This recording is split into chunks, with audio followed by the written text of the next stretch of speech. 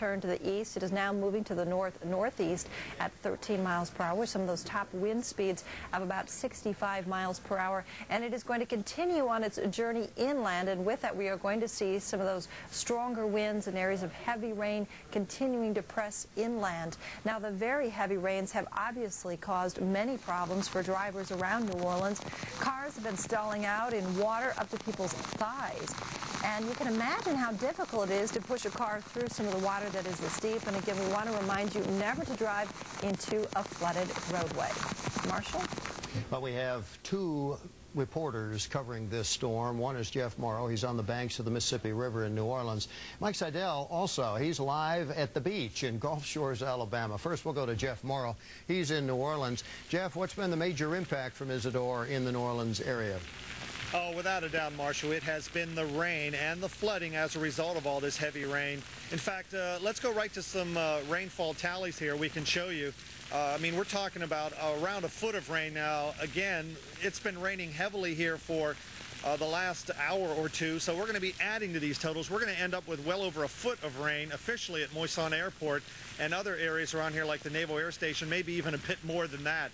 That amount of rain has caused flooding here from yesterday through last night and even on into parts of today. Even parts of Interstate 10 yesterday had to be shut down west of town here between Metairie and the Superdome because of just too much water and cars getting stalled out and people actually having to be rescued from their cars yesterday.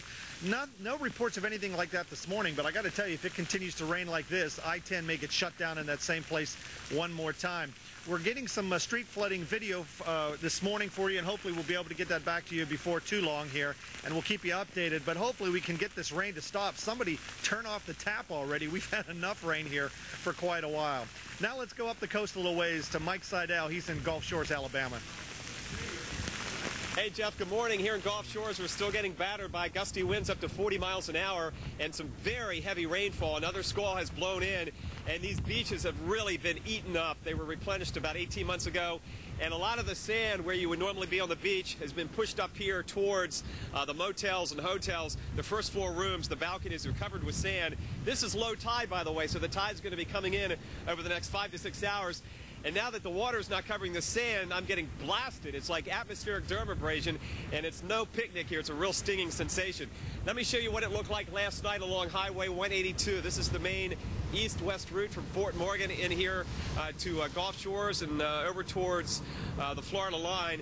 And some very heavy rainfall. We had overwash. We had the water coming from the Gulf across 182. In fact, this morning, parts of that highway are impassable. And so the best bet is to sit tight and stay home. Also, the best bet is to stay off the beaches right now. It's really not a place to be.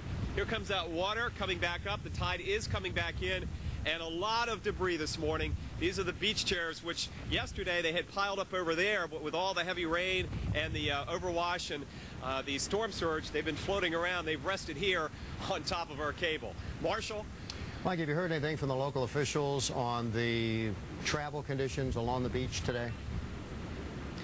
Well, once again, part of 182 is still impassable, and there are obviously some side streets that are underwater. We're going to have more rainfall, and the best advice is just if you don't have an emergency, just sit tight and live vicariously through our coverage here at the beach at Gulf Shores.